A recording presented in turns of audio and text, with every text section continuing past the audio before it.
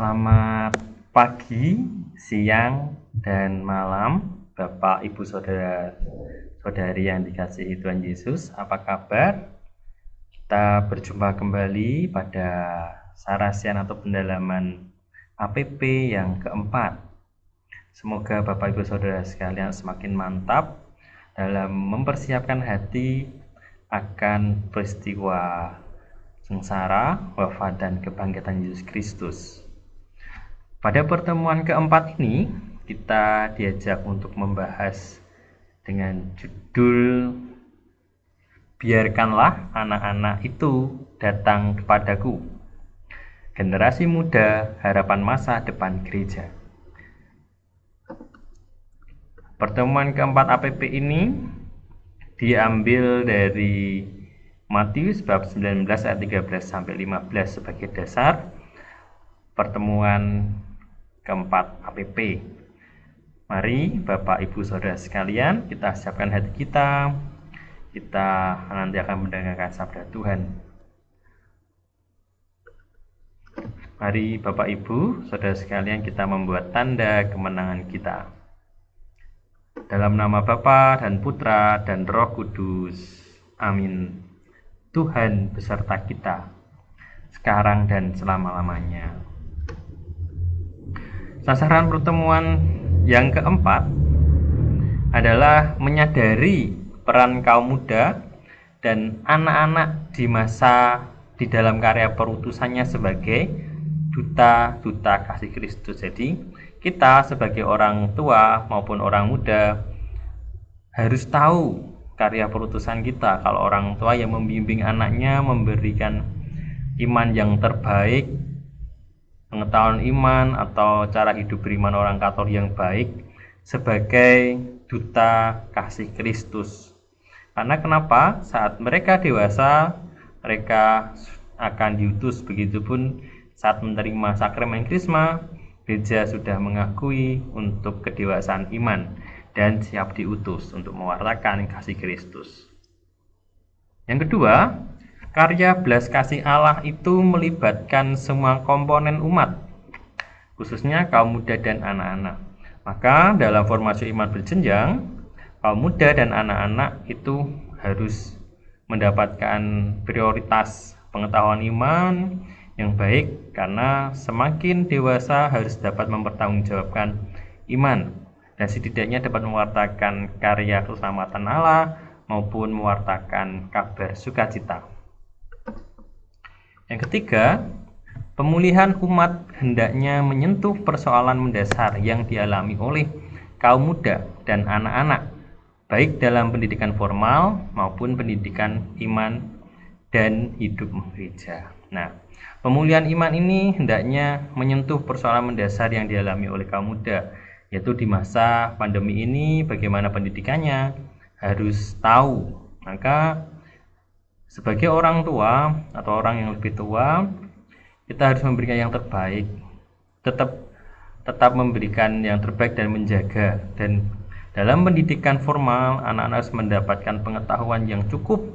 Jangan sampai di masa pandemi ini pendidikan iman maupun hidup menggerejanya berkurang ataupun tidak memiliki kualitas sama sekali.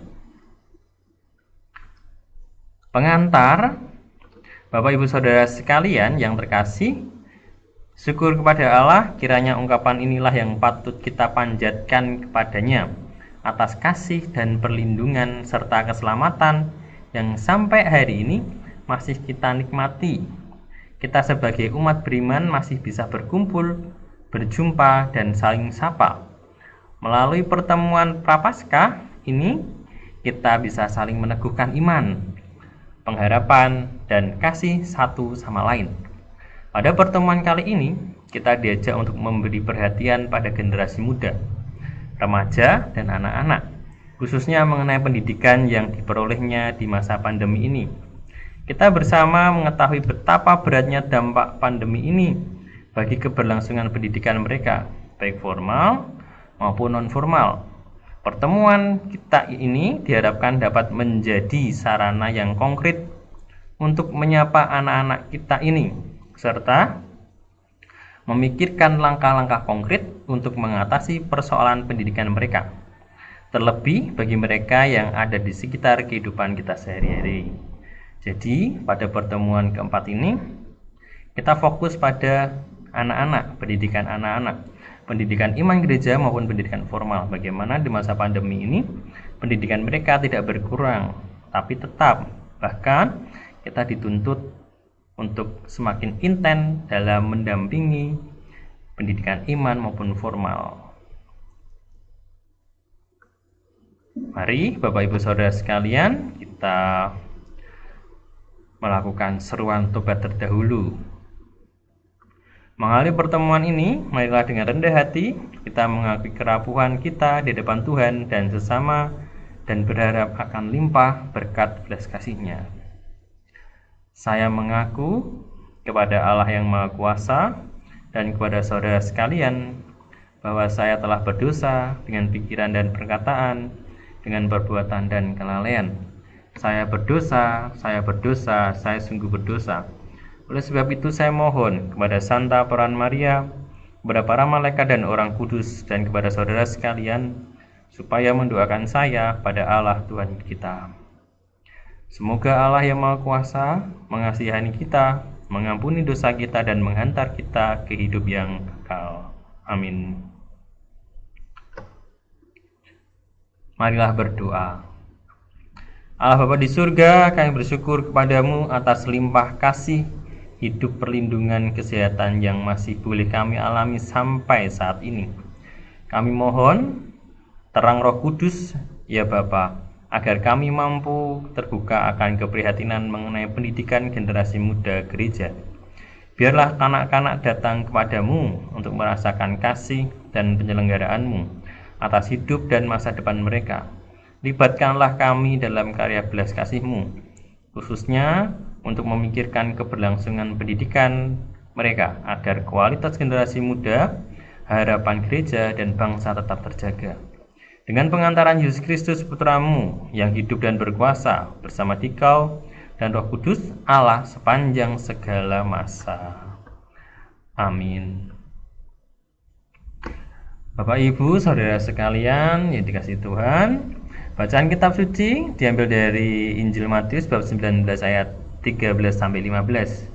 Biarkanlah anak-anak itu datang kepadaku. Sekali peristiwa, lalu orang membawa anak-anak kecil kepada Yesus, supaya Ia meletakkan tangannya atas mereka dan mendoakan mereka. Akan tetapi murid-muridnya memarahi orang-orang itu. Tetapi Yesus berkata, "Biarkanlah anak-anak itu, janganlah menghalang-halangi mereka datang kepadaku, sebab orang-orang yang seperti itulah yang empunya kerajaan surga." Lalu Ia meletakkan tangannya atas mereka dan kemudian Ia berangkat dari situ. Demikianlah Injil Tuhan, terpujilah Kristus. Bapak Ibu, saudara sekalian yang dikasihi oleh Kristus, pada pendalam katekisme kitab suci ini ada beberapa inti. Yang pertama, Tuhan Yesus membiarkan anak-anak datang kepadanya dan memperoleh berkat. Sama halnya saat anak-anak yang belum komuni maju ke depan dan mendapatkan berkat dari seorang romo atau seorang pastor. Sama halnya saat Yesus membiarkan anak-anak itu datang kepadanya. Karena anak-anak itulah yang punya kerajaan surga, di mana anak-anak itu betul-betul anak-anak yang polos, belum tahu apa-apa, belum mengenal dosa, belum mengenal sesuatu yang buruk untuk dipikirkan. Tulus dalam hati anak-anak itu. Maka Yesus berkata, anak-anak inilah yang mempunyai kerajaan surga. Tidak punya dendam saat punya masalah dengan orang lain, bertengkar dengan sesama temannya, saat itu baikan lagi. Berbeda dengan kita yang sudah dewasa. Kalau disakiti, akhirnya punya dendam, begitu ya. Yang kedua, anak-anak, remaja, dan orang muda perlu menyadari berkat yang diterimanya. itu dan didorong untuk membagi berkat Tuhan yang diterima kepada sesamanya. Anak-anak, remaja, dan orang muda perlu menyadari kita sebagai orang tua atau orang yang lebih tua memberikan nasihat, di mana hidup kita adalah hidup yang penuh dengan kasih karunia, hidup yang selalu diberkati Tuhan secara cuma-cuma. Tuhan mencintai kita manusia secara cuma-cuma, dan kita memberikan cinta atau berkat Tuhan itu kepada sesama harus secara cuma-cuma. Tuhan memberikan talenta kepada kita untuk kita kembangkan. Talenta itu kita diberikan oleh Tuhan secara cuma-cuma, dan dengan talenta yang sudah kita kembangkan, kita membantu orang lain. Karena talenta itu menjadi berkat Tuhan bagi sesama. Nah, maka sekali lagi, anak-anak, remaja maupun orang muda harus diberikan nasihat, didorong untuk mau berbagi atau berbagi berkat kepada sesama yang membutuhkan. Yang ketiga, menjadi berkat bagi anak-anak dan orang muda dengan memberikan perhatian serta bantuan pendidikan bagi mereka yang kesulitan. Nah, ini di masa pandemi ini ada masa daring, sekolah online. Ada beberapa yang mengikuti dengan antusias, ada beberapa yang tidak memiliki semangat atau merasa nggak ikut, nggak masalah, karena apa yang diajarkan guru tidak bisa 100% diterima, mungkin 50-40%, karena keadaan di rumah. Mungkin anaknya tidak punya HP, tidak punya kuota internet, maupun jaringannya susah. Dan ada beberapa guru yang mungkin kurang bisa menyesuaikan dengan keadaan atau mengajar secara online. Nah, kita sebagai orang tua yang harus lebih bekerja keras untuk mendidik anak kita di rumah. Tidak hanya ditinggal, dipasrahkan, tapi kita harus mau melihat kembali atau bertanya kepada anak apa yang sudah dilakukan hari ini dan apa pelajaran hari ini. Cross check kepada anak sebagai bentuk perhatian orang tua kepada anak-anaknya. Jika kesulitan, ya dibantu, jangan dibiarkan atau bahkan disalahkan. Karena anak-anak saat ini atau orang muda yang masih sekolah atau masih mengenyam pendidikan membutuhkan perhatian yang lebih dari orang tua mereka. Nah, renungan dan sharing. Yang pertama, bagaimana situasi pendidikan kaum muda di sekitarku? Apakah akibat pandemi ini pendidikan mereka dapat berjalan dengan baik? Dalam arti apa mereka juga bisa menjalani pendidikan adaptif COVID ini dengan tekun dan serius? Kira-kira Bapak Ibu Saudara sekalian, di tempat panjenengan, di tempat Anda tinggal, bagaimana situasi pendidikan kaum muda atau anak-anak di sekitar? Apakah sekarang sudah boleh PTM, sudah boleh masuk tatap muka, tapi terbatas 50-50, atau masih secara online?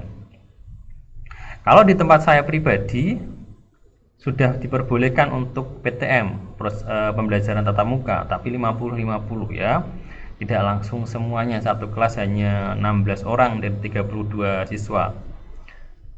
Tapi ya kita patut bersyukur karena ada perkembangan lebih baik dari yang daring full, akhirnya separuh boleh masuk. Apakah akibat pandemi ini pendidikan mereka dapat berjalan dengan baik? Di masa-masa atau dalam kehidupan saya, pengalaman saya sebagai seorang guru, pendidikan mereka berjalan kurang baik karena ada orang tua yang kerja, kedua orang tuanya kerja, dan anaknya ditinggal dan tidak mengikuti pelajaran secara daring, tidur, bangun siang, malamnya main game, terus baru tidur jam 3 pagi, setelah itu nggak ikut pelajaran secara online, dan akhirnya tugas tidak dikerjakan karena tidak tahu kalau ada tugas, ya karena tidak mengikuti pelajaran secara daring. Dalam arti apakah mereka juga bisa menjalani pendidikan adaptif COVID ini dengan tekun dan serius?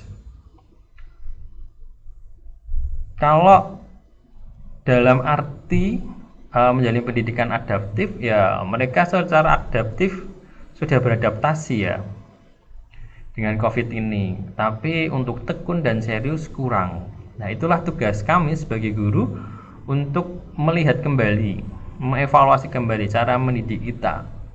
Di masa PTM ini, guru harus mau lebih keras untuk mengajar, mengingat kembali, memberikan soal sebagai evaluasi kepada siswa, karena waktu PJJ atau pelajaran jarak jauh secara online mereka tidak mendapatkan secara penuh.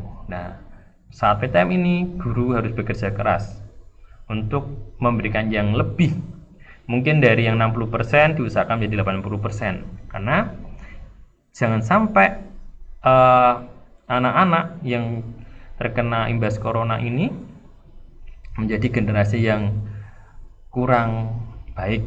Maksudnya kurang baik bukan jahat ya, tapi pengetahuannya kurang, begitu. Yang kedua, apakah ada kaum muda, remaja, anak-anak yang karena situasi ekonomi keluarganya menjadi terlantar pendidikannya? Apa yang bisa kita buat untuk membantu mereka? Nah, di sekolah di mana saya mengajar, situasi ekonomi keluarga membuat anak atau pendidikan terlantar ada. Banyak. Ada orang tua yang di PHK, akhirnya tidak punya pemasukan. Anaknya membutuhkan HP-nya cuma ada 2, dipakai ayah dan ibunya, akhirnya tidak bisa ikut pelajaran daring, tidak memiliki uang untuk beli kuota, juga ada, akhirnya pendidikannya terlantar dan akhirnya ya cuek ya, karena Pak saya nggak punya uang untuk beli kuota, saya nggak punya HP untuk ikut pelajaran jarak jauh, jadi ya bagaimana lagi. Nah, kita sebagai guru juga memahami itu, memakluminya. Makanya kalau anak yang tidak memiliki HP atau tidak punya kuota diminta untuk datang ke sekolah untuk mengambil ringkasan materi pelajaran, begitu. Terus bagaimana sekolah membantu? Kalau dalam pihak sekolah memberikan bantuan kuota, terus mengadakan suatu lomba pelajaran untuk memancing semangat dan memberikan hadiah kuota untuk PJJ. Nah, jadi hal-hal yang perlu kita lakukan untuk kelangsungan pendidikan sudah dilakukan di beberapa sekolah.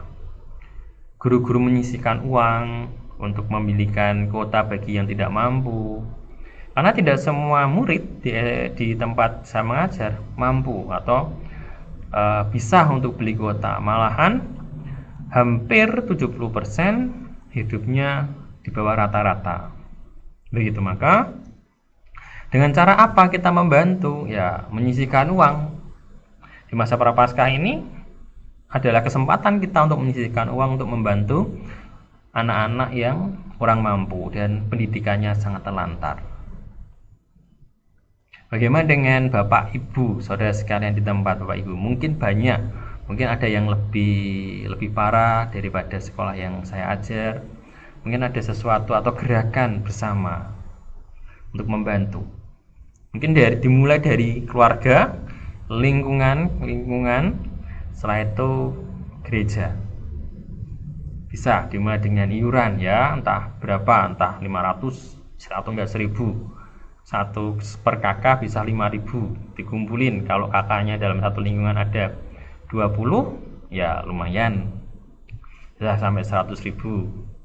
Cukuplah, setelah itu disetorkan ke gereja atau bisa membantu. Yang ketiga, dalam semangat gereja sinodal atau berjalan bersama, apakah upaya konkret yang bisa dipikirkan dan dikerjakan bersama, baik dalam lingkup keluarga, lingkungan, gereja, masyarakat umum, untuk mengatasi persoalan-persoalan pendidikan kaum muda? Kira-kira apa ya? Dimulai dari diri sendiri dulu. Kita punya panggilan bagaimana untuk mengupayakan pendidikan yang konkret untuk kaum muda, karena ini bukan sesuatu yang remeh-temeh, tapi ini sangat penting, karena kaum muda kita itu yang akan menggantikan kita untuk meneruskan gereja, meneruskan ajaran Kristus. mempertahankan ajaran yang hampir 2000 tahun ini diajarkan oleh Yesus. Anak muda salah satu tombak ujung di mana dia yang besok akan menjadi yang depan dan kita yang tua akan menjadi yang di belakang untuk mewartakan kerajaan Allah. Dan kita sebagai orang tua mulai saat ini membekali anak-anak kita dengan iman yang kuat, dengan pendidikan, dengan pengetahuan yang banyak tentang pelajaran. Karena jangan sampai anak-anak kita memiliki kekurangan pengetahuan dari pelajaran. Karena itu berimbas pada besok dia dewasa, saat dia bekerja, saat bersosial. Jadi hal konkret apa? Yang pertama, ya kita mau menyisihkan uang ya bagi mereka, menyumbang lah, menyisihkan uang, menabung, kita kumpulkan. Kedua, kita mulai dari lingkungan ini, kita mencari dulu ada nggak sih anggota lingkungan kita yang membutuhkan bantuan anaknya. Mungkin orang tuanya kurang mampu, tapi anaknya punya semangat untuk sekolah, ya kita bantu. Karena kan setiap lingkungan pasti punya uang kas ya, mungkin setidaknya ya memberikan bantuan kuota untuk anaknya, entah dari 50.000 atau 100.000 per bulan bisa dibantu. Atau enggak kita bagi, Pak kalau ada banyak banget nih, ada 5 anak, kalau sebulan 500.000 ya kasnya lingkungan cepat habis ya. Mungkin 50 atau 40, setidaknya kita sudah membantu walaupun tidak banyak. Terus berbagi buku. Jika ada tetangga kita atau anggota lingkungan yang membutuhkan buku, ya setidaknya kita bisa membantunya dengan memberikan buku. Begitu, berbagi buku atau buku yang sudah tidak dipakai dikumpulkan terus diberikan pada orang-orang yang membutuhkan. Kira-kira ada nggak lingkungan kita? Kalau nggak, ditanyain kira-kira butuh buku apa, terus kita belikan. Itu juga bisa. Itu konkret yang bisa dipikirkan bersama dan dikerjakan bersama dalam lingkup keluarga. Dari keluarga kita sudah mensortir beberapa hal, mungkin dari buku atau dari hal-hal yang dibutuhkan. Setelah itu dari lingkungan, kita mau memberikan kepada siapa, jika tidak ada, itu kita berikan pada gereja. Setelah gereja, nanti gereja juga akan bertindak untuk lebih luas lagi. Begitu. Yang keempat, umat Allah di tempat lain membuat gerakan pendanaan pendidikan dengan mengumpulkan uang 2.000 setiap bulan. Itu per orang. Apakah kita juga tergerak untuk berpartisipasi di dalam gerakan pendidikan ini? Pendidikan itu bagaimana di tempat Anda? Kalau di paroki saya di Santo Paulus Kleco Surakarta sudah ada gerakan 2.000. Begitupun mungkin di Solo sudah ada gerakan mengumpulkan 2.000 untuk pendidikan. Satu orang bisa mengumpulkan 2.000. Bayangkan jika ada di 1.000 parok, 1.000 umat memberikan 2.000, sudah banyak. Itu bisa untuk pendidikan, untuk membantu sekolah-sekolah swasta yang hampir tutup karena tidak memiliki payung hukum, tidak memiliki yayasan. Mungkin kita bisa membantu menggaji gurunya, terus memberi perlengkapan sekolah seperti itu. Mungkin jika ada lagi di lingkungan, tadi saya mengatakan dimulai dari lingkungan ya. Dimulai dari lingkungan, kita bisa kok mungkin satu keluarga memberikan uang 5.000 per bulan, 5.000 di lingkungan memberikan 5.000. Kalau ada satu kakaknya memberikan 10.000 dan punya anggota lingkungan 30, sudah 300.000 dalam waktu sebulan. Kita bisa berikan tambah ke gereja, dapat membantu. Di gereja 2.000, di lingkungan 5.000 atau enggak 10.000.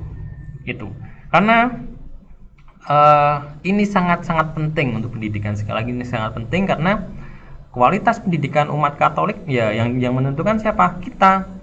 Kalau kita orang-orang yang mampu tidak mau membantu, tutup mata, tutup telinga, ya jangan salahkan nanti beberapa anak tidak memiliki masa depan yang baik.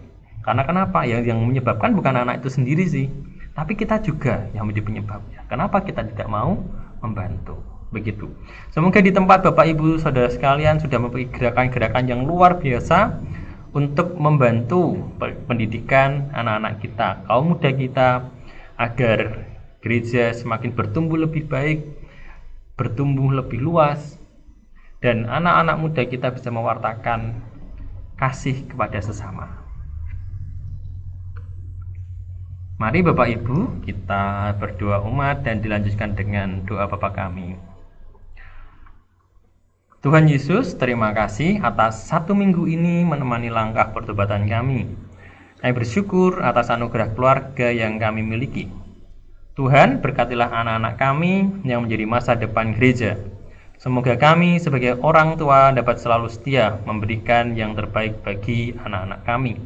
Berkati jalan hidup anak-anak kami dalam masa pandemi ini. Semoga mereka selalu sehat dan semangat untuk meraih cita-citanya. Amin.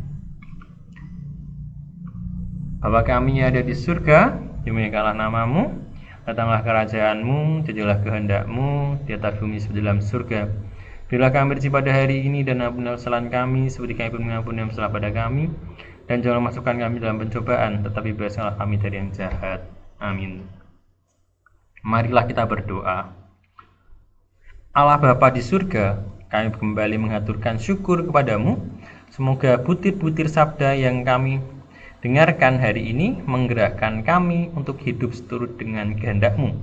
Semoga kami mampu mewujudkan karya-karya nyata dalam mendampingi dan mendukung pendidikan kaum muda kami, sehingga mereka tetap bersemangat untuk menyongsong masa depan yang cerah, meski kami masih berada di dalam bayang-bayang pandemi COVID-19. Demi Kristus Tuhan dan pengantara kami. Amin. Bapak, Ibu, Saudara sekalian, kembali saya mengingatkan dan mengajak alangkah baiknya setia dalam proses di masa retret agung ini. Berpuasa dan berpantang, menyisihkan hasil berpuasa dan berpantang untuk sesama yang membutuhkan. Menyisihkan hasil berpuasa dan berpantang dalam bentuk uang receh, 500, 1000, 2000, atau 5000. Ataupun dalam bentuk sembako yang dikumpulkan sedikit demi sedikit setiap hari, sebagai tindakan nyata berbagi dan berbela rasa dengan sesama yang membutuhkan. Tetap jadilah berkat bagi sesamamu. Terima kasih Bapak Ibu Saudara sekalian sudah mensupport saya sampai pertemuan keempat ini. Saya ucapkan terima kasih. Jika ada salah kata, penjelasan saya kurang jelas, suara saya kurang jelas, saya minta maaf. Dan jika ada pengalaman atau sharing saya yang terlalu lama, saya juga minta maaf. Dan semoga kita saling menguatkan satu sama lain, dan saya tetap minta doa dari Bapak Ibu Saudara sekalian untuk saling mendoakan satu sama lain agar kita semakin mantap dalam menyongsong misteri Paskah tahun 2022 ini. Terima kasih Bapak Ibu Saudara sekalian. Sekali lagi saya mengucapkan terima kasih atas supportnya bagi saya. Berkah dalam